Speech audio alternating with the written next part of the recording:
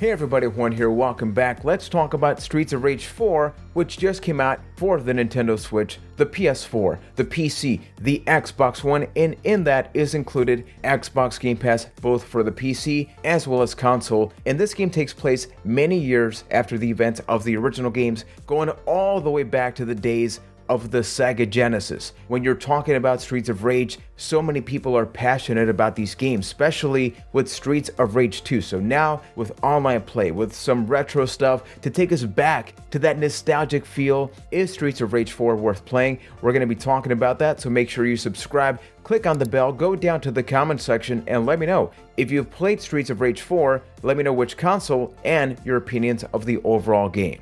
I'm a casual Streets of Rage fan. I love beat 'em up, so I grew up playing games like Knights of the Round, Teenage Mutant Ninja Turtles, The Simpsons, Final Fight, but I didn't get to play these games up until the 2000s because I didn't have Master System or Sega Genesis growing up, but it wasn't up until over a decade after these games came out that I got my hands on them. Now that being said, when I did, I really loved my time, so I was very excited about the fact that they were making a fourth one, and they took a big risk by changing some of the graphics and the art style of the game. Everything is hand-drawn, and before we get to any specific details, I have to say that I love my time playing this game, people. Like, if I was not recording this video right now, talking to all of you, I would probably be playing Streets of Rage 4 to the point that I have beaten the main story, which is not much to say because it's pretty short, but I've gone back, I've tried out the other game modes, and we're going to be talking about all of that. But if you're skeptical, if you're concerned, but you love Streets of Rage and you love beat 'em ups, I have a pretty good feeling that you're going to enjoy this game.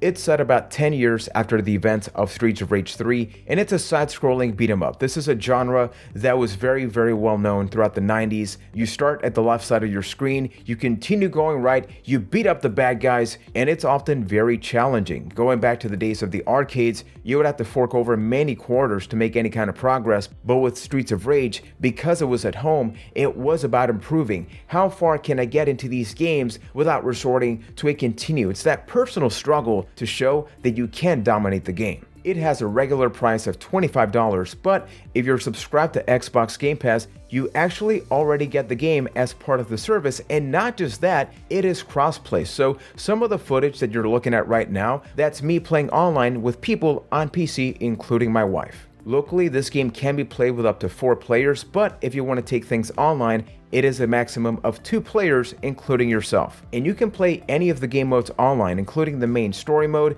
arcade mode, which the objective is how far can you get with just the lives that you get. You get no more continue, so if you die, you got to start all the way at the first stage. You have Boss Rush, with the goal of beating all the bosses in just one go, and Battle Mode, which turns all of this into a fighting game. But let's be real, the whole thing that we all want to get to is either the story or the arcade modes. The good thing about the story mode is that as you continue to progress in the game, you unlock stage select. So if you want to go back to a specific stage, you can definitely do that. You have over 10 different stages, each one with multiple phases. So this is a game that you can easily beat in about 1 to 2 hours, but it's not about that initial journey of, well, I technically saw the credits roll. You want to go back to this game time and time again. So talking first about the things that I loved about Streets of Rage 4, we got to focus on the most obvious thing, the visual presentation. When I saw the graphics in the first trailer, I thought that it looked good, but I had my concerns. Some people said, oh, it looks like a mobile game. When you look at a trailer,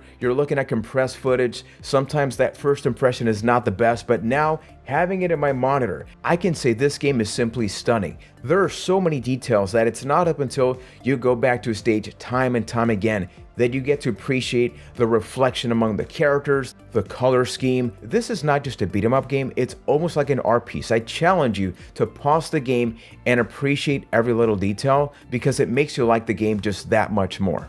The second most important thing, we got to talk about the music, and I think we can all agree, just when you listen to the words Streets of Rage, you immediately get transported to listening to one of your favorite soundtracks of that. And this game brings you the best of both worlds because it has a brand new soundtrack, which in itself is awesome. It's personally the one that I've chosen. While I was working on the agenda for this video, I was actually listening to the soundtrack. So you know a game is good when you're getting that beat, you're getting into the groove, but even when you're not playing the game, you still want to check out the soundtrack. But say you want to take it back, you want to take it to that nostalgic old school feel, you go to the options menu, and right there, you can send yourself back to the 90s and listen to the original soundtrack while playing this game. And the third pillar for Streets of Rage 4 has got to be the combat mechanics and the feel, arguably the most important part of a beat-em-up game. You're going to be going back to these games time and time again, and if it doesn't feel right when you're grabbing that controller, it's going to be a nice experience maybe for one time, but then you're going to be done. But with this one,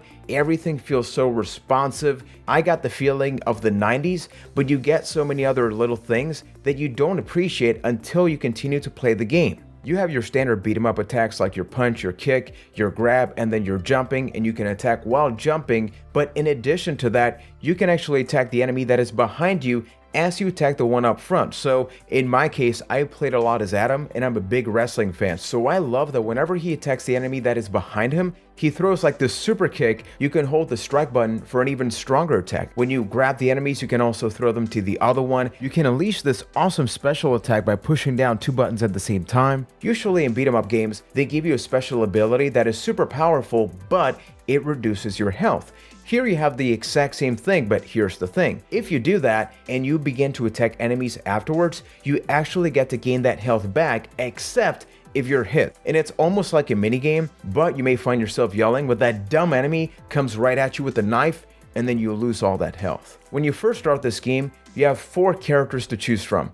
As you continue to progress and get more points, you unlock more. My 2 favorite characters right now are Adam and Floyd. When I first started, I went with Axel because I'm a vanilla game player, right? I tend to go for the first character that they allow me to pick. But then I decided to go with Floyd, and I love the fact that he's this big, beefy tank, very powerful, but he's a little bit on the slow side. Once I unlocked Adam, I love it because he's got style. You can dash forward, you can do the forward strike attack combination, and he just pushes the enemies back. But I love that each character does feel like an individual, and it's not just about, well, here's a reskin if you want to play as somebody else. And without spoiling, one of my favorite things about this game has got to be the unlockables. And I know it's a little sad that I gotta be like, hey, you know what's great about this game? You know that thing that they used to do in the 90s and even not that long ago? Well, they have that here. So I'm not gonna spoil what you get, although many of you probably know at this point, but they give you that reason to go back. And that's why I'm playing arcade. That's why I'm playing everything, because I wanna have that beefy character select screen with everybody unlocked. Another thing I really appreciate is that every enemy feels unique, and if you want to know a little bit more about this, I'm actually going to link in the description of this video to a video that DigitalFoundry did where they actually went behind the scenes and shared how the AI for the enemies developed so they're just not walking in front of you like idiots, right? Here, everybody has a specific strategy, so it's not just punch, punch, kick, it's maybe do 1 or 2 punches and then go back. If somebody has a shield, you can't just spam attack. So I love that there's so much strategy that as you continue to get better, things just become like a second nature to you, and I love that. And I could talk about more great things about this game for hours, but if there's just one more thing I gotta bring up that is so satisfying about Streets of Rage 4 is the fact that whenever you throw a weapon, you have an opportunity to grab it back, and there's this side-scrolling part where you can't even move up or down, you can only move to the side. That once I figured that out, I went through the entire quarter just throwing a lead pipe, grabbing it, throwing it again, and man, that just felt really good. And look, no game is perfect, so if there's something that I gotta point out as a con or something that could definitely improve about Streets of Rage 4, number 1, the online. I'm subscribed to Xbox Game Pass, I talked about that in the video. I wanted to play this game with my wife and a couple of other friends that also had Game Pass. We go online and are reminded that you can only play with 2 people, yourself included. I get it that maybe they did it because lag, latency, stutteriness, or anything like that, but man, it's 2020. Other games have managed to figure this out, so the fact that you have a large roster of unlockable characters, but then when you go online, you can only play with 1 significant friend is kind of sad, and I hope that they can increase it to 3 friends. Talking more about the online, I played most of this game by myself because every time I tried to play online with a random person, I would be playing, maybe the connection was fine, but then when we get to the boss fights, they would pause and they would leave. And this is not drop in, drop out, so whenever that happened, it took me back to the main menu, and I'm like, I got a pretty good thing going on here. I'm feeling pretty badass, and then you punish me for somebody else's action, so that actually led to me just not wanting to play with any random people. And here's the thing.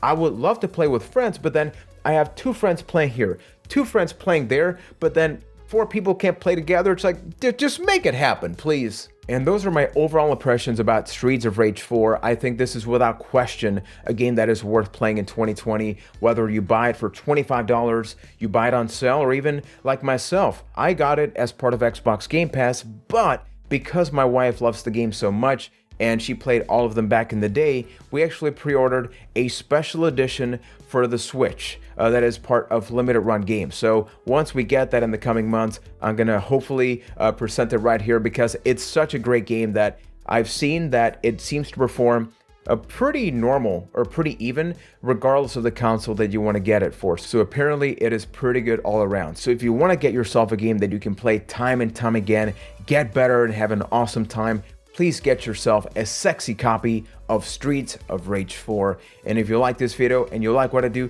please subscribe, click on the bell, go down to the comment section and let me know whether you've been playing Streets of Rage 4, what do you think about it, or if you've been playing other games recently, comment down below. Maybe I can talk about that game in a future video. And if you want to hang out with me live, I do have a Twitch channel over at twitch.tv/MrPlayerJuan. I stream mainly Wednesdays at 4 p.m. Eastern Time and Saturdays at 1 p.m. Eastern Time. That can vary depending on my job. My job is changing frequently because of these times of social distancing. So Twitter is going to be one of the best places to keep up if I do change anything. Description for the details. So up until next time, thank you for watching and supporting, and take care, everybody. And seriously, play Streets of Rage 4. Like right now. Please.